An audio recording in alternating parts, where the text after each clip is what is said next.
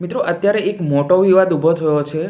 મોટો વિવાદ એટલે કે ભાઈ વનરાજભાઈ ઠાકર અને આદિવાસી જે સમાજ પર એવો વિડીયો બનાવ્યો છે કે ભાઈ તમે વિડીયો સાંભળીને તમે ગુસ્સે થઈ જશો।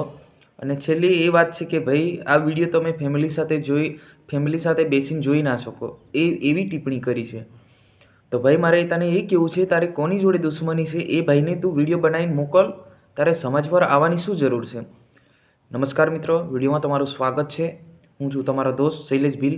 મિત્રો, આજની વિડીયોની અંદર આપણે વાત કરવા જઈ રહ્યા છે કે 2 થી 3 દિવસથી લાગાતાર વિડીયો ખૂબ વાયરલ થઈ રહ્યો છે। વાયરલ વિડીયોની અંદર આમ ખુલ્લેઆમ આદિવાસી સમાજ પર ટિપ્પણી કરી રહ્યો છે।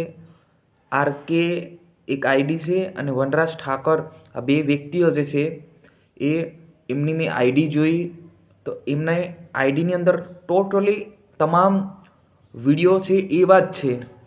તો ભાઈ મારે એ કહેવું છે કે ભાઈ આ રીતના સમાજ પર કેમ ટિપ્પણી કરી છે, આ તને ભારે પડી જશે। એમ તો આપણી ચેનલ પર સમાચાર આવતા હોય છે, સમાચારના વિડીયો દેખાડીએ છીએ આપણે, પરંતુ આપણે બી એક ફરજ થાય છે કે આપણે આદિવાસી તરીકે એક યુટ્યુબર પર કામ કરીએ છીએ તો આપણે પણ કહેવા જરૂરી છે કે ભાઈ તારે જેની જોડે દુશ્મની હશે, તારે જે કરવું હોય છે, તારે જેવા વિડીયો બનાવવો હોય બનાવજે, એને પર્સનલ મોકલી આપજે, પરંતુ સમાજ પર તું આવી ટિપ્પણી કરી છે તો સમાજ તને મૂકશે નહીં।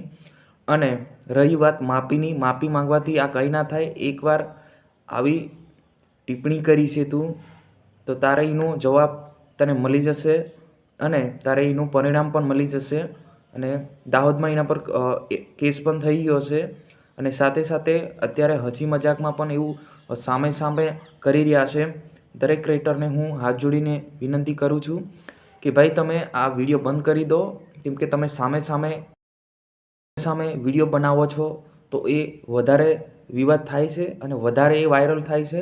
તો ખાસ કરીને મારે કહેવું છે કે ભાઈ તું આ વિડીયો બનાવતા પહેલાં 100 વખત તારે વિચારવું જોઈતું હતું કે ભાઈ આ રોસ્ટર નથી, આ ખૂબ જ ખોટું કામ કર્યું છે, તે એનું પરિણામ તને મળી જશે। પણ દરેક ક્રિએટરને હું હાથ જોડીને વિનંતી કરું કે પ્લીઝ વિડીયો ના બનાવશો અને મેટર જલ્દી ખતમ કરો, જેથી કરીને આ જે વાયરલ વિડીયો એ બેન્ડ થઈ શકે। કેમ કે તમે સામે વિડીયો બનાવશો તો એ વધારે વાયરલ થશે। તમામ ક્રિએટરને હું હાથ જોડીને વિનંતી કરું છું કે હવે કોઈ વિડીયો ના બનાવે અને આ વિડીયોને જેટલું થાય એટલું બેન્ડ કરવાની કોશિશ કરો અને આ ભાઈનું પરિણામ એમને મળી જશે। આજની વિડીયોની અંદર બસ આટલું। તમારે શું કહેવું છે અવશ્ય કોમેન્ટ બોક્સમાં જણાવજો। જય હિન્દ, જય ભારત।